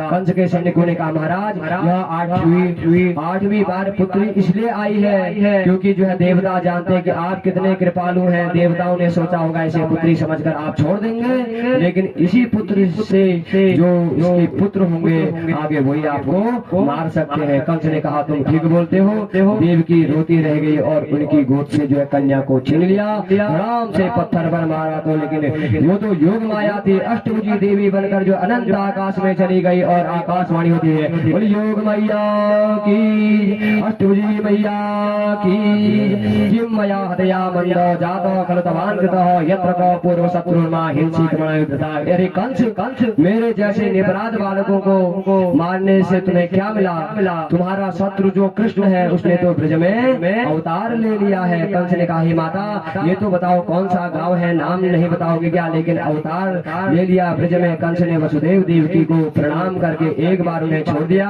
आपातकालीन सभा बुलाई और कृष्ण को मारने का प्रयास किया। ये तो रही महाराज कहा की बात मथुरा की। अब हम कहाँ चलते हैं? गोकुल में चलते हैं। बोले नंद के लाला की जय। अब जो है नंद बाबा ब्रज के राजा है, वहाँ नंद बाबा के घर जो है लाला अभी तक जो है नहीं हुआ है। और कहते हैं ब्राह्मण देवताओं से जो है यज्ञ कराया शांडिल्य मुनि से। बोले कि अब मुझे 75 वर्ष का मैं हो गया हूँ, अब तक जो है मेरे घर में कोई संतान नहीं है, क्या करूँ? तो जो है शांडिल्य मुनि कहते हैं कि आप जो है ब्राह्मण देवताओं को जो है चकाचक भोजन कराओ और ब्राह्मण प्रसन्न तो जो महाराज जो है देवता प्रसन्न और आपके घर में संतान हो जाएगी। प्रभु को जो है प्रसन्न करने के दो ही मार्ग है, यज्ञ में स्वाहा और ब्राह्मणों के मुंह में आहा। महाराज जो है ब्राह्मण को चकाचक भोजन कराओ और यज्ञ में स्वाहा करो तो देव जो है अपने आप प्रसन्न हो जाते हैं। और बाबा ने कहा नहीं, अब तो जो है नहीं हो सकता, अब तो जो है 75 वर्ष का बूढ़ा हो गया, अब कहाँ से संतान होगी? तो शांडिल्य मुनि कहते हैं आप जो अनुष्ठान तो करो। तो राजा मान गए जो है नंद बाबा और वहाँ अनुष्ठान किया। सबको चकाचक दान दक्षिणा दी और जो है सभी ब्राह्मणों ने जो है खूब ढेर सारा आशीर्वाद दिया महाराज। और अब वह समय आ गया। रात्रि में वसुदेव जब कब अदला बदली कर करके किसी को भी पता नहीं है महाराज। नंद बाबा की दो बहनें हैं, कौन? बड़ी का नाम है नंदा और छोटी का नाम है सुनंदा महाराज। अब जो है नंदा और सुनंदा को ये पता चला कि नंद रानी की वहाँ जो है क्या होने वाला है, बालक होने वाला, कोई संतान होने वाली है, बालक नहीं संतान होने वाली है। अब तो होता है ना नंद क्या करते हैं, यदि जो है बहने भाई के वहाँ यदि कुछ सब समाचार होने वाला है तो महाराज 1-1.5 महीने से पहले से जो है डेरा डाल देती है कि जो बाद में बढ़िया सा नेक मिलेगा, अच्छा सा जो है उपहार मिलेगा, अच्छा सा नौलखा हार बनेगा भाई के वहाँ कुछ जो है शुभ अवसर आएंगे तो शुभ जो है कार्य होंगे तो अब तो महाराज बहुत दिन आया। नंद बाबा की दोनों बहनें बहुत बड़े घर की हैं, लेकिन जब पता चला कि नंद रानी का लाला होने वाला है 6 महीने पहले ही आ गई और नंद रानी की ऐसी सेवा की कि कहते महाराज कि अब तो जो ऐसी सेवा करते नंद बाबा को न चाहते भी जो 9 लखा हार जो उनको देना ही पड़ता।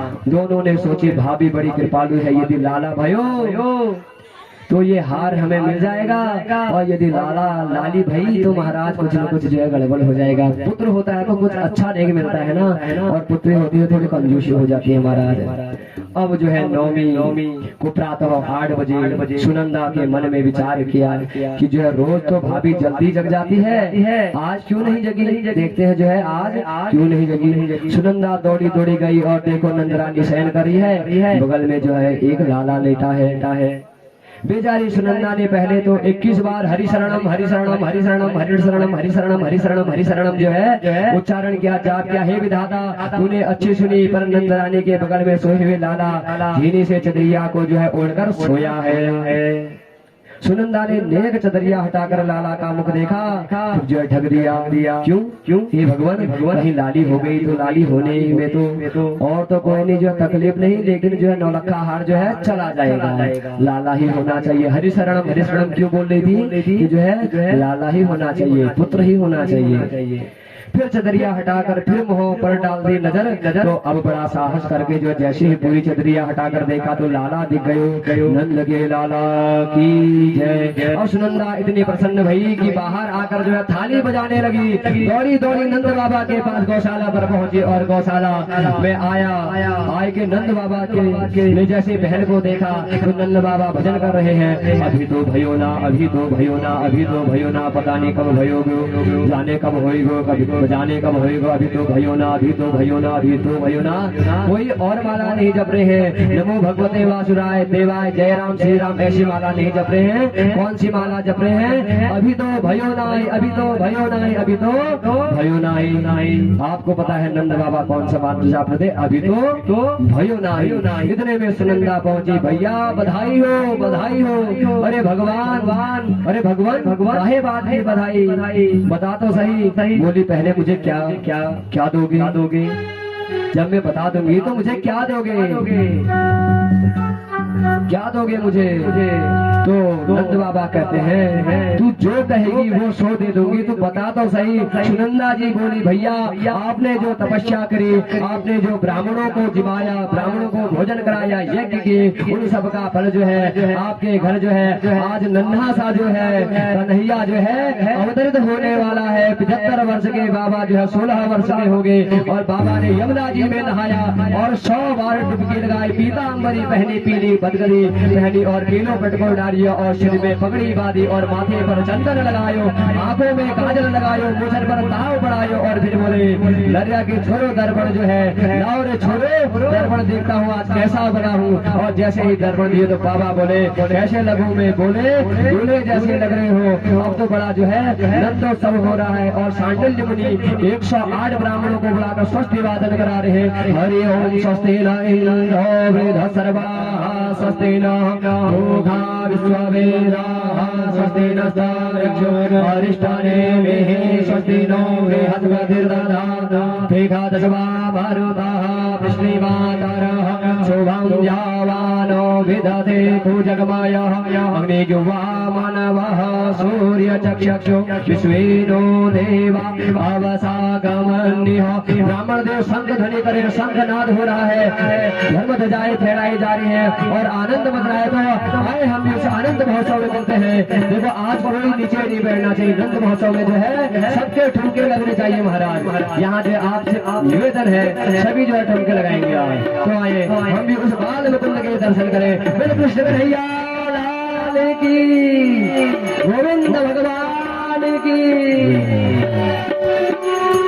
चलो देख आवे नंद घर लाला हुआ, चलो देख आवे नंद घर लाला हुआ, यदुवंश के कुल का उजाला हुआ, यदुवंश के कुल का उजाला हुआ, यदुवंश के कुल का उजाला हुआ, यदुवंश के कुल का उजाला हुआ। चलो देख आवे नंद घर लाला हुआ, चलो देख आवे नंद घर लाला हुआ, यदुवंश के कुल का उजाला हुआ, यदुवंश के कुल का उजाला हुआ।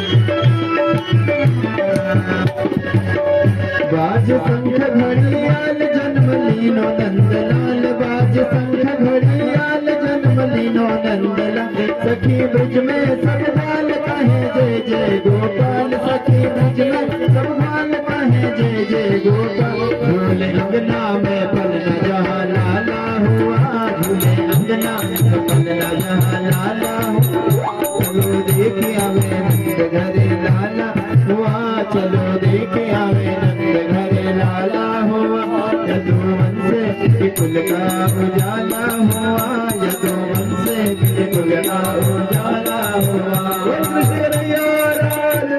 जय हो।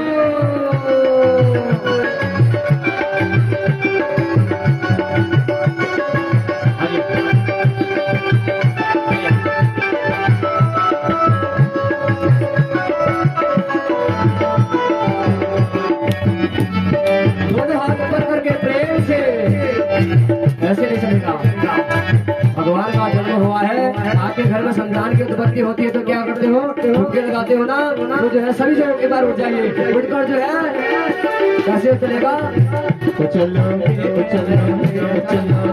आए नंद घर लाला हुआ, चलो देख आए नंद घर लाला हुआ, यदुवंश के कुल का उजाला हुआ, यदुवंश के कुल का उजाला हुआ, यदुवंश के कुल का उजाला हुआ, यदुवंश के कुल का उजाला हुआ।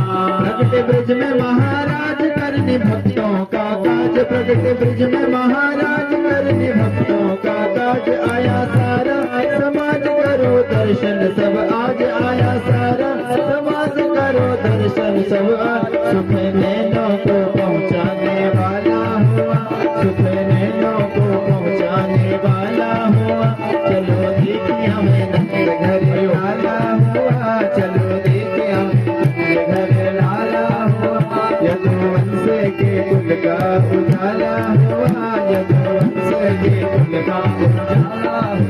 चलो देखे अब नंद घर लाला हुआ, चलो देखे आला हुआ। नंद घर आनंद भयो जय कन्हैया लाल की, नंद घर आनंद भयो जय कन्हैया लाल की, जय कन्हैया लाल की, जय कन्हैया लाल की, जय कन्हैया लाल की, जय कन्हैया लाल की। नंद घर आनंद भयो जय कन्हैया लाल की, नंद घर आनंद भयो जय कन्हैया लाल की, जय कन्हैया लाल की, जय कन्हैया लाल की, जय कन्हैया लाल की, जय कन्हैया लाल की। नंद घर आनंद भयो जय कन्हैया लाल की, नंद घर आनंद भयो जय कन्हैया लाल की।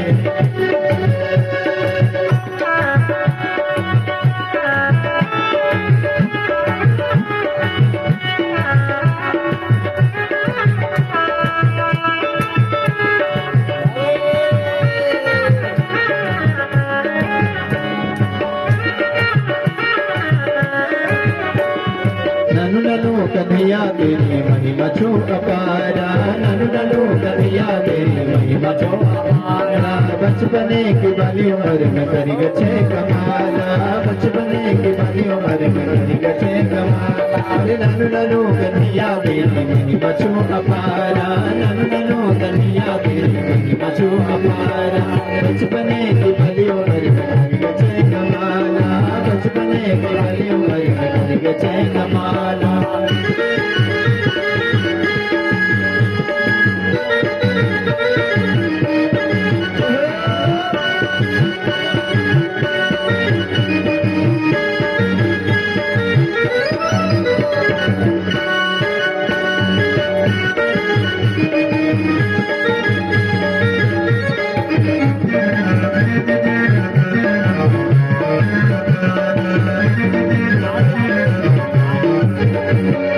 घन घोरी बरसा है रे काली अंधेरी रात में, घन घोरी बरसा है रे काली अंधेरी रात में। सब कोयली जन्म लियो भक्तों की बात में, सब कोयली जन्म लियो भक्तों की बात में। अरे नानू नानू, अरे नानू नानू कन्हैया तेरी महिमा छो अपारा, नानू नानू कन्हैया तेरी महिमा छो अपारा। बचपने की बाली उम्र में करी गछे कमाला, बचपने की बाली उम्र में करी गछे कमाला।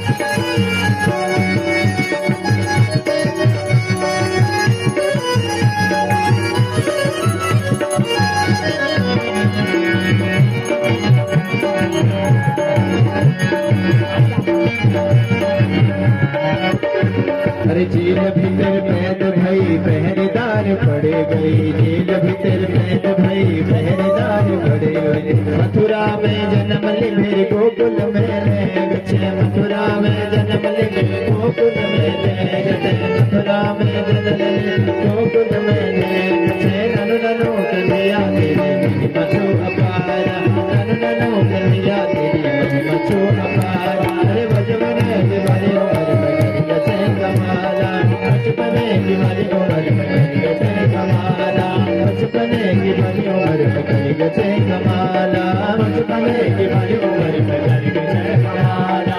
कान्हा रे कान्हा रे घर को मेरे आना, कान्हा रे कान्हा रे घर को मेरे आना। गोकुल की गलियां छोड़ के, गोकुल की गलियां छोड़ के, कान्हा गोकुल की गलियां छोड़ के, कान्हा गोकुल की गलियां छोड़ के। अरे यशोदा मैया तेरे कन्हैया पर छो झगड़ी, यशोदा मैया तेरे कन्हैया पर छो झगड़ी। अरे धन लगाए गुरु मला हमरा लगड़ी, धन लगाए गुरु मला हमरा लगड़ी। यशोदा मैया होय होय यशोदा मैया तेरे कन्हैया पर छो झगड़ी, यशोदा मैया तेरे कन्हैया पर छो झगड़ी।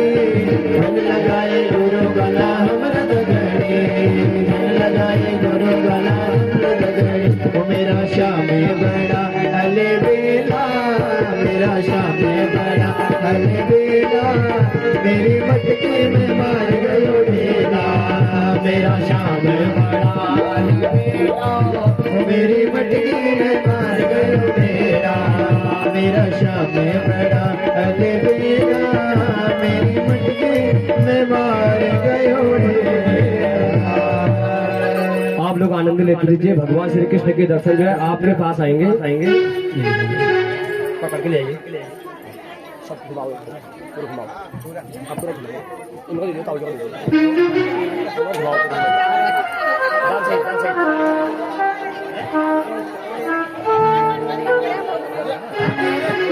दर्शन कराइए सबके, भगवान श्री कृष्ण के सभी दर्शन करेंगे। बाल रूप के वसुदेव जी जैसे दर्शन कराएंगे।